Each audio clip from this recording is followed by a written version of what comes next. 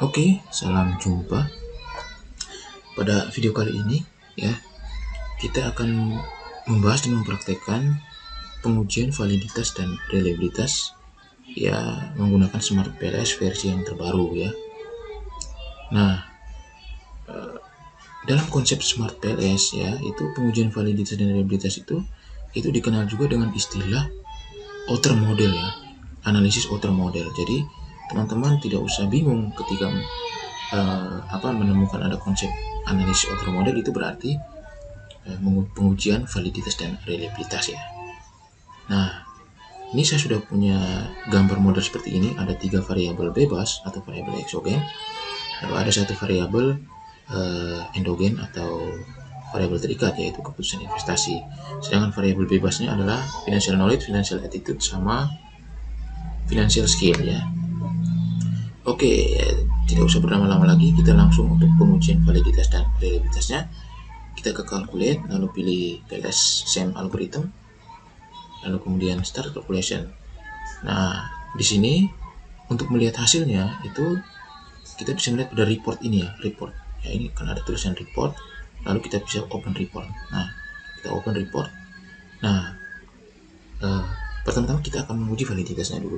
Nah, teman-teman, validitas di dalam Smart PLS ya, itu terdiri atas 2, yaitu validitas konvergen sama validitas diskriminan. Nah, yang sering terjadi itu orang-orang cenderung hanya melihat validitas konvergennya, terus hanya melihat ini validitas konvergennya itu outer loadingnya. Nah, setelah mereka melihat outer loading ini, mereka anggap selesai, validitasnya selesai itu. Padahal validitasnya itu masih ada beberapa gitu kan yang bisa diuji validitasnya, bukan hanya outer loading gitu. Nah, seringkali orang-orang itu hanya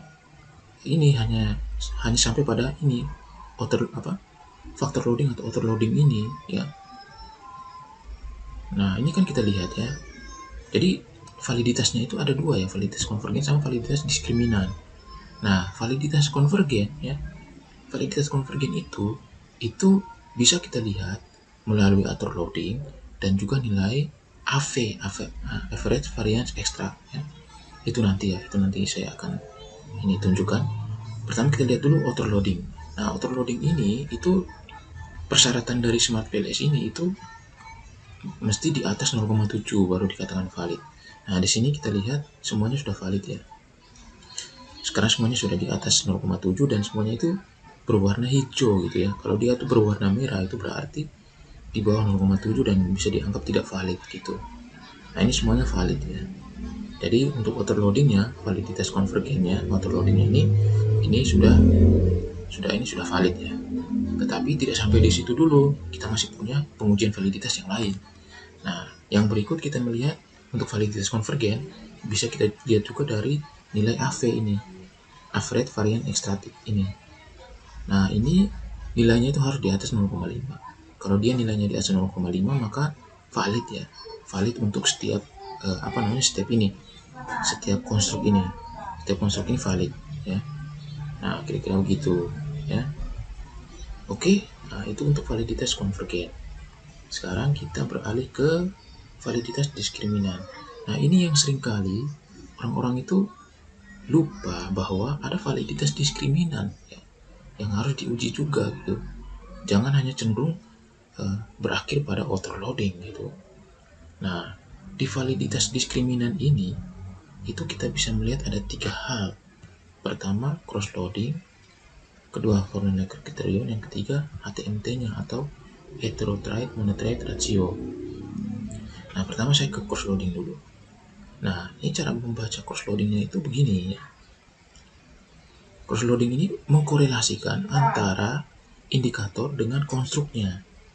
Kalau nilai korelasi antara indikator itu dan konstruknya itu lebih besar dari nilai korelasi antara konstruk itu dengan konstruk yang lain, maka bisa kita katakan indikator itu valid ya, indikator itu valid.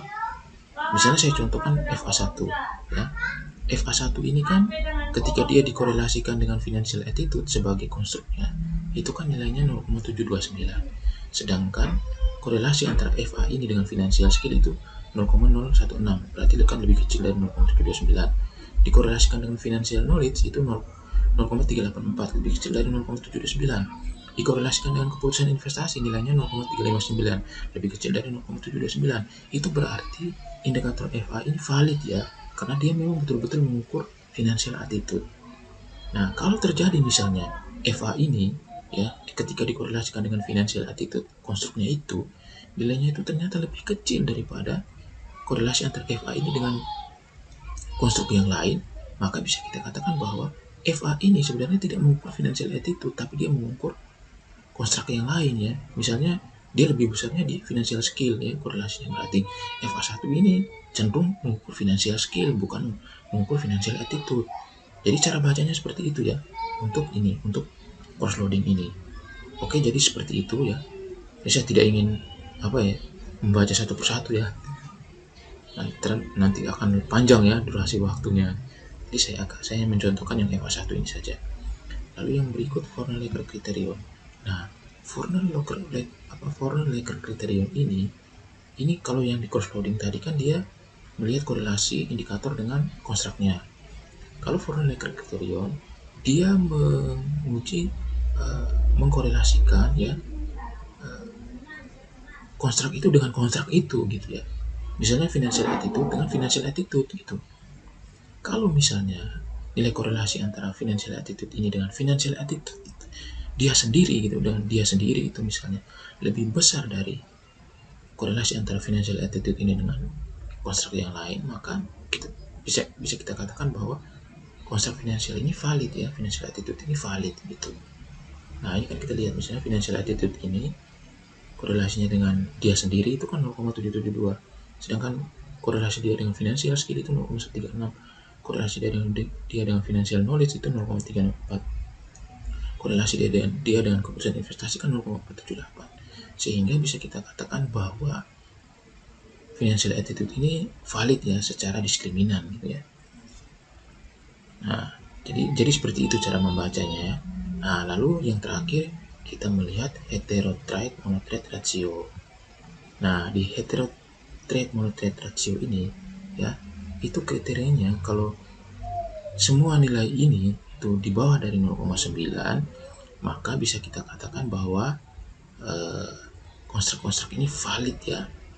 Konstruk-konstruk ini valid secara diskriminan ya, secara diskriminan mereka valid. Nah, di sini kan kita lihat semua nilai-nilai ini kan di bawah 0,9 ya, sehingga bisa dikatakan valid gitu. Oke, jadi itu kita pengujian validitasnya sudah selesai ya, validitas konvergen sama validitas diskriminan. Sekarang kita berlanjut ke reliabilitasnya. Nah, di reliabilitas ini kita bisa melihat pada konstruk reliability ini. Nah, reliabilitas itu ada 3 ya di Smart PLS ini. Yang pertama Cronbach alpha, lalu yang kedua composite reliability, sama composite reliability untuk row C-nya ya, row A sama row C. Nah, di sini kita lihat di Smart PLS itu dia mengkriteriakan kalau di atas 0,7 berarti itu reliable. Tapi ada juga referensi yang lain mengatakan 0,6 saja, di atas 0,6 saja itu sudah reliable. Nah, di sini kita melihat hampir semua itu berada di atas 0,7 ya, kecuali yang financial skill ini Cronbach alpha-nya 0,687, terus composite reliability-nya yang row A ini 0,698. Nah, tapi kalau kita menggunakan referensi yang reliable-nya di atas 0,6, bisa dikatakan ini semua reliable ya. Nah, oke, jadi seperti itu ya cara kita menguji validitas sama reliabilitas menggunakan Smart PLS ya, menggunakan Smart PLS. Semoga video saya ini bermanfaat teman-teman ya. Kita berjumpa lagi pada video-video kita selanjutnya. Terima kasih.